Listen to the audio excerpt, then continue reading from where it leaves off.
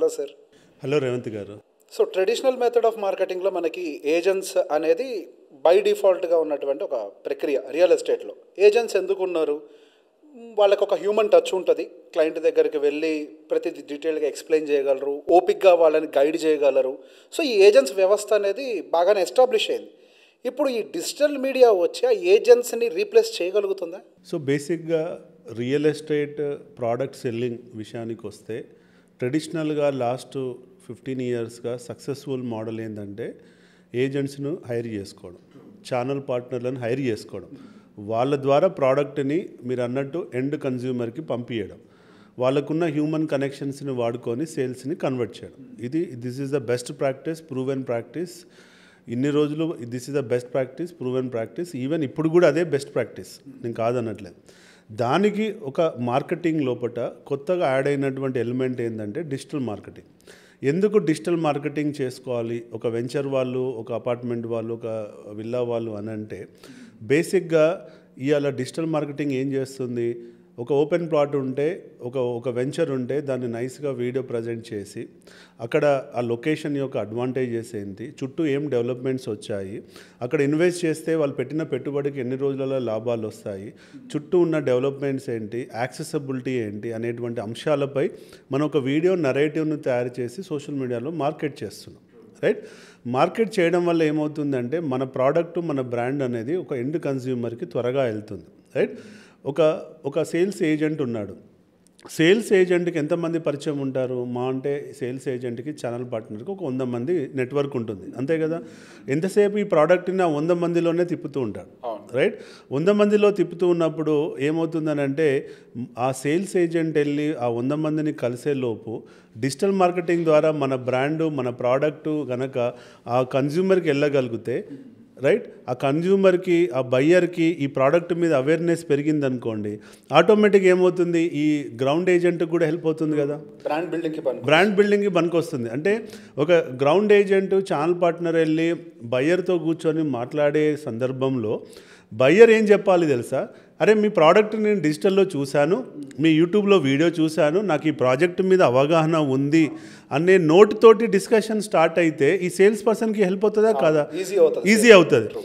అదే బయ్యరు నాకు తెలియదండి, మీరు ఎవరండి, మీ వెంచర్ ఏందండి, మీరు ఎప్పుడు చూడలేదండి, మాకు ఎప్పుడు కనబడలేదండి, మాకు ఎప్పుడు గాయనే కనబడతాయండి, గీనే కనబడతాయండి అన్నారు అనుకోండి, అప్పుడు ఈ సేల్స్ పర్సన్ పరిస్థితి ఏంది?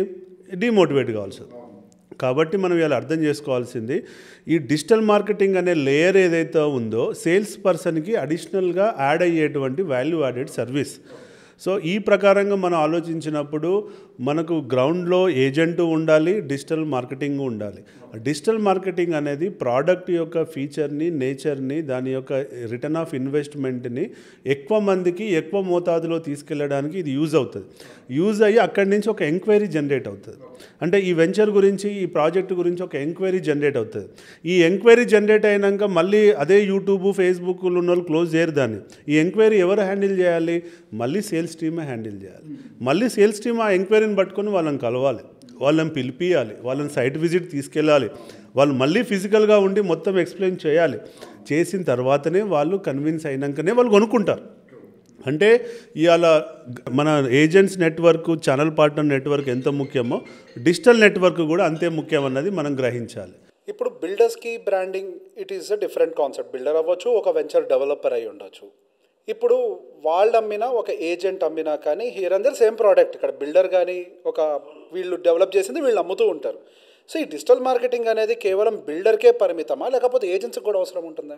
ఇట్స్ ఎ గుడ్ క్వశ్చన్ అండి. ఇవాళ 2 రకాల మార్కెటింగ్ జరుగుతున్నాయి. ఒకటి ఏంటంటే ప్రాజెక్ట్ ఎవరైతే స్టార్ట్ చేశారో, అది ఓపెన్ ప్లాట్ కానివ్వండి, అపార్ట్మెంట్స్ కానివ్వండి, రెసిడెన్షియల్ కానివ్వండి, కమర్షియల్ కానివ్వండి, వాళ్ళు డబ్బులు పెట్టి డిజిటల్ ప్రమోషన్ చేసి ఆ వచ్చిన లీడ్స్ని వాళ్ళ ఏజెంట్స్కి ఇచ్చి మార్కెటింగ్ చేసుకోమని చెప్తున్నారు.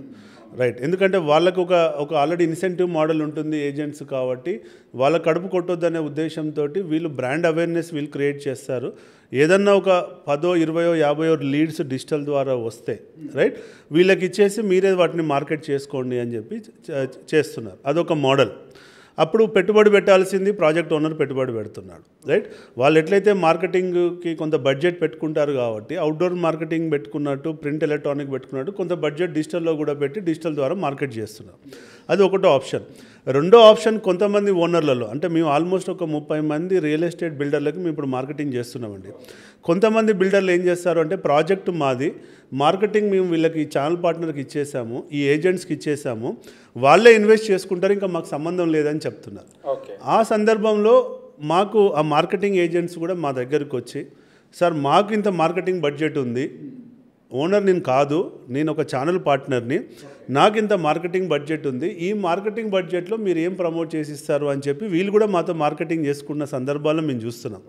సో 2 మోడల్స్ వైబుల్ అండి. అయితే ఓనరే ఇన్వెస్ట్ చేసి మార్కెటింగ్ చేసి వీళ్ళకి హెల్ప్ చేయొచ్చు, లేదు అంటే ఓనర్ ఇంట్రెస్ట్ చూపిన సందర్భంలో ఏజెంట్స్, ఛానల్ పార్ట్నర్స్ కూడా మా దగ్గరికి వచ్చి మార్కెటింగ్ చేసుకోవచ్చు. ఈ 2 మెథడ్స్లో ఎంక్వైరీ ఎవరికి వెళ్తుంది?